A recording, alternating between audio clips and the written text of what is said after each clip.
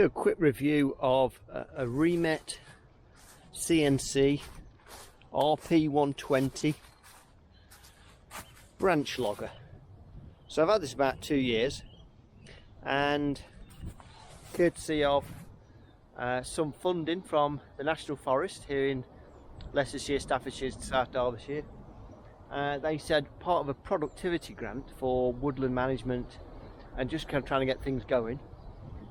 They were giving grants, and so they given me a 40% grant for purchase of this. So I funded 60%, they funded 40%, which was a huge bonus and a benefit. Now I wanted it, and principally to put branches, which is a waste product that you just really can't do anything with, really, not much, into small chunks that I can use to make charcoal into, or also to fire up the retort. So actually as a means to get the fire hot to bake the charcoal. So that's why I purchased it, and I've not used it an awful lot, but I'm gradually getting more and more organised and sorting it out. So I branch into those baskets over there, look, that's what I log into, and that gets dried, and that's actually to charge the retort, whereas what I'm doing today, which is ash, can be turned into charcoal, because ash makes pretty good charcoal. In fact, ash makes fantastic charcoal. So I thought I'd try and do a 5-minute review, really. So what have I found when using this machine? Well, it is very well built, nicely welded, nicely put together, but there are some niggles, and then some really good things. So it does work really well. You pop your branches through there. You've got the knives. I went for a 3-knife version. You can get 4-knife version, and I went for 3 knives because I just thought my little tractor would be better with less cuts per branch, and I wanted the longer pieces as possible, so I went for 3 knives. No problem with them at all. I've not used it an awful lot, but that works pretty well. The conveyor system works really well. I've sort of almost had some finger trapping moments, in that when you're extending this up, I'll do that in a minute, and also this ratchet system, if you don't get your head around this lever here, the blooming thing wallops down on you, and you have to be a bit careful about that. So you have to use the safety chain, which helps. You've got 2 feed pipes, 2 pipes, sorry. One's a feed pipe, one's a return flow pipe, and I just use that off a double acting spool valve on the tractor. So that's the feed for me, that's the return, and I just wedge my lever in place. You've got Cat 1 and Cat 2 linkages. What else can I show you? So for me, what I would say are the niggles is, because this tractor's only a little one, it's only a little compact tractor, a niggle for me is the pickup hitch system. So these pins here are too high. So this bracket here wanted to be lower, down here somewhere, because the linkage lift on this tractor is quite small. So when you lift this up, it lifts it absolutely fine, but you're only about that far off, in about 4 inches off the ground, which means that when I'm driving over stumps and stuff, these legs catch on the stumps. So it could have done with this framework being lower to accommodate the Cat 1 linkage, because Cat 2 tractors, they'll lift it really high up anyway, so it's not a problem. So Cat 1, that needs to be lower, which means that this then is too high. So because you see that angle there, they're not exactly parallel. So this wanted another pin there, so you could lower the whole Cat 1 system down and make it more of a parallel linkage.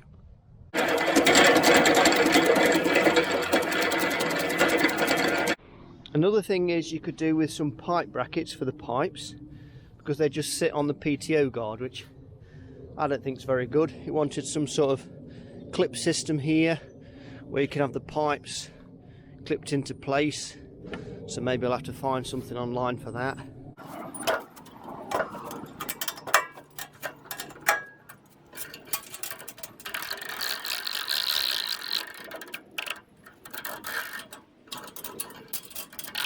bit frustrating is, I don't know whether there was a reason for this, but where this has been positioned, the winch could have done with being over this side, sort of overhanging this side really, so that you got a better connection onto there. So on some pictures they say you want to winch it off to this thing here, but that's all well and good till you want to come and fold it up, and then you have to disconnect it off there. So I tend to winch it off this pin here, which is the way it came from on delivery, only this is kind of on a wonky angle, so when you're cranking it over, it wants the winch being here like that. So when you're cranking it, so the whole thing wanted putting over here with a handle on this outside, so you could, because it's in the way of the chain. It's all a bit, it's been put together and then just not really thought about from that angle. The whole conveyor system swings round, so it swings round like this, so you can discharge to the rear. So at the moment, if I look like that, that's discharging to the side, so you can get it so it comes up this way to the rear. That's okay. However, you'll notice then that as it discharges, it actually hits the side of this. No, so not at the moment because it goes straight into the conveyor, but when you drop it round, it comes out of here, hits that and blocks up a lot easier than if it does it like this. So discharging to the side, it doesn't block up so much, but discharging to the rear, I find it definitely blocks up. We had a casualty the other day in that this one here, look. So these things here, the rivets are snapped off, which is not a huge problem. The conveyor belt itself is okay, but the rivets are snapped off. I had chose the one with the weight on the back, so I think this is like a 45-ish kilo weight on the back.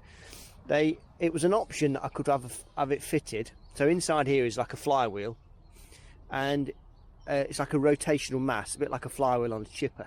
So as the tractor's spinning, if it comes up against a fairly big chunky bit, the weight inertia of that helps the tractor along, because it's only a little 35 horsepower tractor with quite a small engine, so it hasn't really got the big guts to just keep it going. So I've only ever stalled it once. I've not managed to shear off a shear pin yet, which is good news.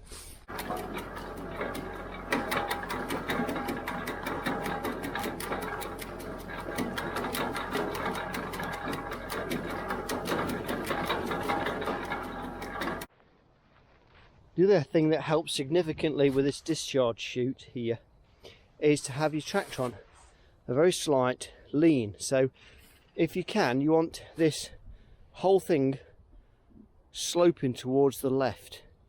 Now I don't know whether it's possible maybe to make some alterations on the linkage lift, or even some alterations to these legs and feet, to maybe cut a bit off that side so the machine naturally tilts to the left. That actually helps enormously with this. And I don't know whether you noticed on that bit of B-roll I've just been showing that occasionally this blocked up with a pine, but because this conveyor belt is in a straight run, it's a lot better. And of course we're also dealing with a day where it's dry, so we've got dry, it's not rained, so that means that it doesn't get stuck in the discharge chute. So when it rains, it's even worse. Now I tend to run tractor at about 1,300 RPM, which is probably only half of what this machine can take. About on my tractor probably take over 2,500 RPM. Of course it's going to absolutely fire it through then, and that's probably one way of getting away with it not blocking the discharge chute, because the speed with which it batters it through. However, I just think the combination of the speed that it does on my own, if you've got a two-man then you might want it running at full chat, but on my own, when I'm dragging and pulling out, I don't want the tractor guggling all that diesel when I don't think it needs to, because I'm not trying to chop through 3-inch stuff. This is supposed to take pine up to 4-inch and hardwood up to 3-inch, but I'm only putting through quite small stuff really. So you can sort of see that's about 7 inches long. That's a piece of larch about 1.5 inches diameter. Gives you an idea of, this is quite small stuff really, and it chomps away at it absolutely fine at 1,300 RPM. And if you've got a bigger tractor with bigger horsepower, you really don't need it traipsing away at it unless you're doing big stuff. But if you've got any questions, by all means fire them. I don't mind answering your questions about the machine. I can't tell you whether it's the right thing for you to buy, but I certainly don't mind you dropping a comment or two at the bottom. We can have a discussion about it. So during today we lost another one of these things here. I had to snap the last rivet off, and I've just noticed that, I can have a look, there's a few I noticed on this side. So that one's got a rivet missing, I think that one's got a rivet missing, and that one's got 2 rivets missing.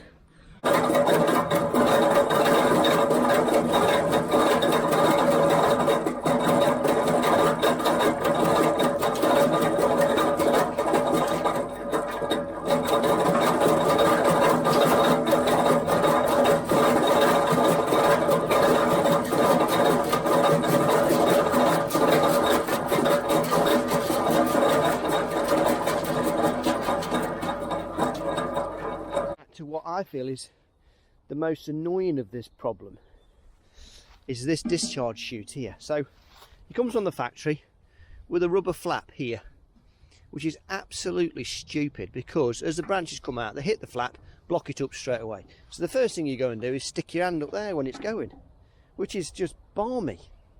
So I took the rubber flap off thinking that'll sort it. It does help. You take the rubber flap off, it does help. And Remet, on their videos, they only ever chuck through long straight pieces of birch. So on their advertising videos, it's like ideal 3-inch rounds. They have the machine on full chat and it's battering them out, which is great because there's no branchy twiggy bits, there's no, but I tend to branch log anything, and that's probably where they're saying I shouldn't really. So that's their get out clauses. They'll probably say you shouldn't put brashy stuff through. So I'm going to be putting that pine through later, and that just blocks up straight away. So I'm not telling you to do this, but this is what I will be doing. I'll be taking this off, which is about 6 Allen bolts. You have to take the flywheel cover off, take this cover off, and then take this off, this whole mechanism here. And the only thing I can think of doing is I'm going to cut that off down there, so all of this will be coming off to reduce the length of this discharge chute here, because it seems to get stuck on this bit, and on this internal bit.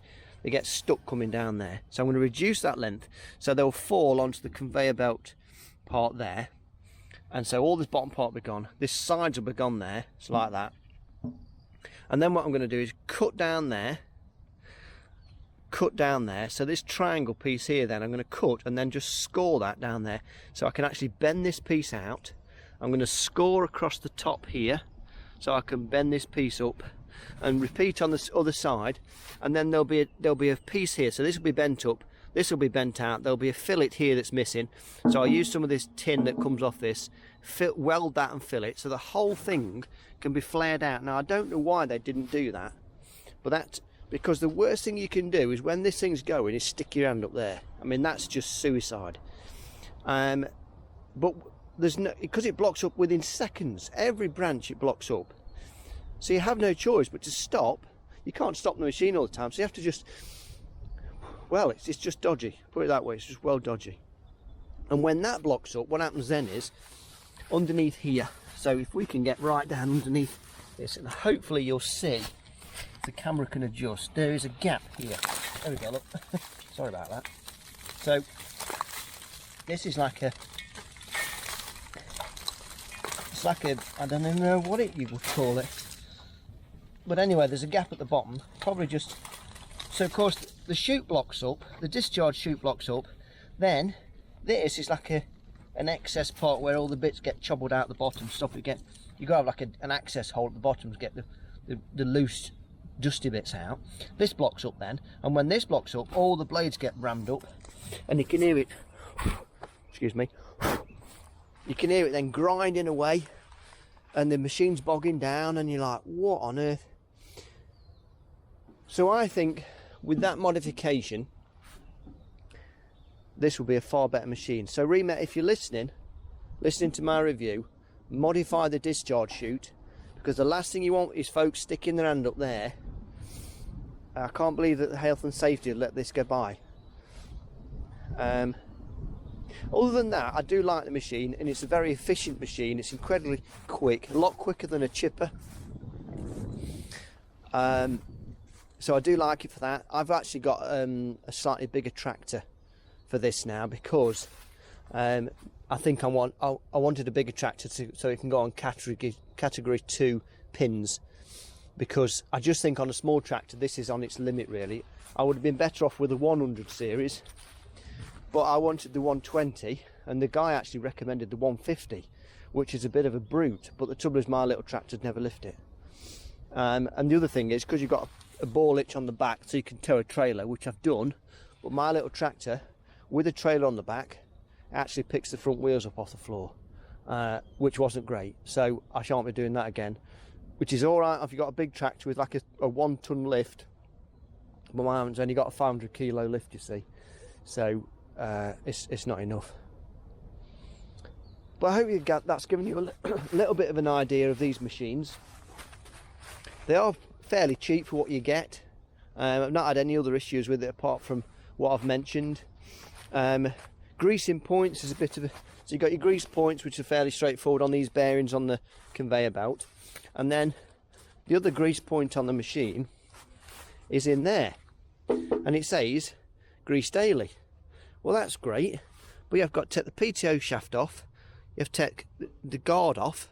And then you have to take all these bolts out to get this out. Now, why on earth they couldn't have just put an access hatch in here? Because what you've got is a great big gear and another great big gear, and all you've got to do is grease the gears. Well, who's going to do that when you got to take off? So it says like 20 minutes, just get into it.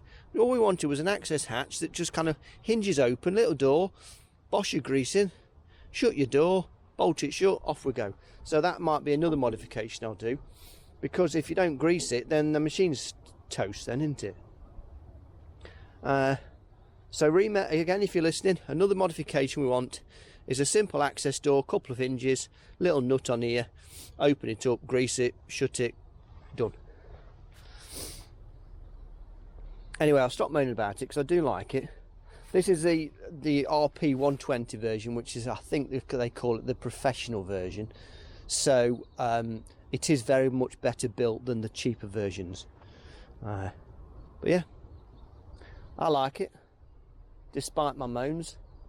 I can't think of another machine that would work any better than what I want it for. So once I get it on a bigger tractor, I'll be happy as still then. So I hope that's been of some help. I'll shoot some B-roll so you can see it all working, and then it'll give you a better idea of whether it's what you want. Thanks for watching. See you on the next one.